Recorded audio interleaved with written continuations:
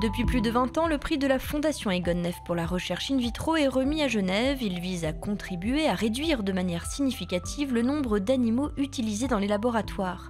Cette année, après 3 ans de pause due à la pandémie de Covid, le prix a été remis au professeur Marco Alves qui s'intéresse à l'investigation des mécanismes d'infection par les virus. Ce prix nous a été décerné par la Fondation Egon Neff pour le développement d'un modèle in vitro du placenta humain qui nous a permis de démontrer que le virus SARS-CoV-2 peut, lorsque l'infection arrive durant la grossesse, peut se multiplier dans le placenta.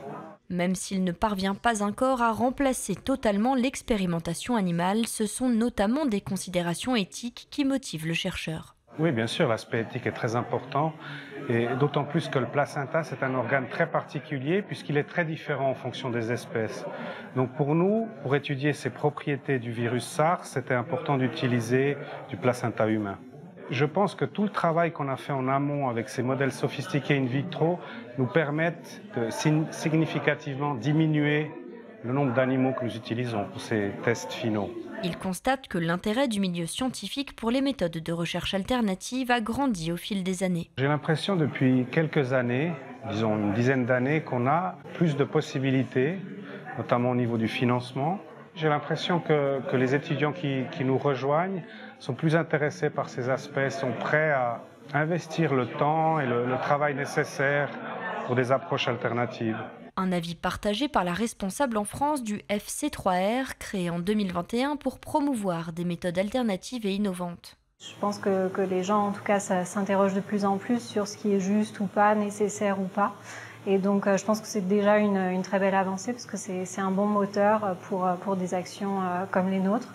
Au niveau du milieu de la recherche, je pense que les choses évoluent aussi très vite grâce à l'innovation et au développement de nouvelles méthodes in vitro, des organoïdes, des organes sur puce, tout ça. Donc je pense que la machine est en marche et qu'elle va dans le bon sens. Docteur en biologie moléculaire et cellulaire, elle a créé White Rabbit en 2014 afin de permettre l'adoption d'animaux de laboratoire.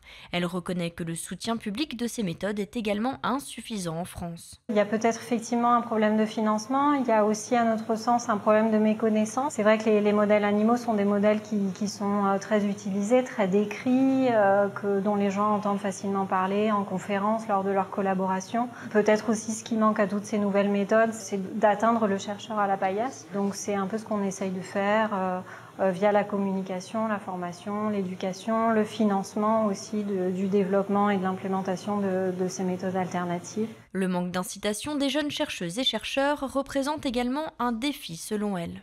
Oui, je pense que c'est un problème. Je pense qu'un jeune chercheur qui arrive dans un laboratoire est formé par ses pairs, par les gens qui sont déjà là et qui du coup vont le former aux choses qu'ils connaissent et aux choses qu'ils ont déjà fait.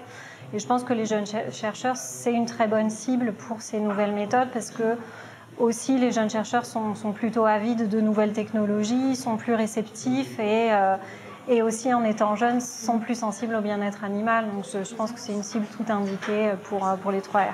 Ces journées sont pour elle essentielles afin de soutenir et valoriser les scientifiques qui osent prendre une autre voie. Je pense que c'est utile parce que c'est toujours intéressant de valoriser les bonnes pratiques, de valoriser les initiatives positives et de leur donner de la visibilité, de dire aux gens qui font bien qu'ils font bien, de les inciter à continuer dans cette voie, de les inciter à parler autour d'eux, au sein de leur milieu, que ce soit scientifique mais aussi personnel. Faire de l'expérimentation animale, c'est pas forcément quelque chose dont il est facile de parler en société. Avoir reçu un prix parce qu'on fait de la recherche différemment, c'est peut-être plus facilement valorisable même au niveau personnel.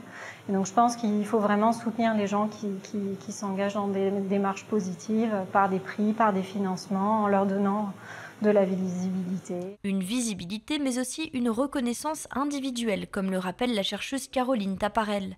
Elle avait reçu le prix en 2016 pour récompenser son travail sur la multiplication des virus respiratoires.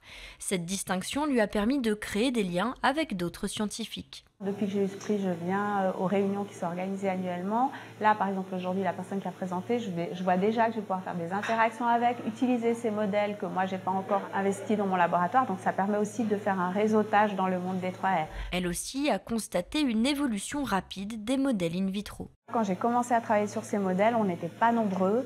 Et maintenant, je vois que c'est vraiment devenu presque la règle. Donc, ça veut dire que tout ça, c'est de l'animal en moins, parce que ça permet vraiment d'éliminer. Et puis, on arrive aussi vers une complexification de ces modèles. Un des problèmes de ces modèles, c'est que de l'épithélium respiratoire. Donc, il manque le système sanguin, il manque les cellules immunes, il manque les interactions avec les autres tissus. Et il y a des gens maintenant qui sont en train de faire des organes en chip, donc qui relient entre eux ces différents modèles. Et je pense qu'avec les avancées technologiques, on va aller de plus en plus loin dans la complexité. On pourra à terme, peut-être pas dans les années qui viennent, mais à plus long terme, je pense, vraiment substituer l'expérimentation animale un maximum.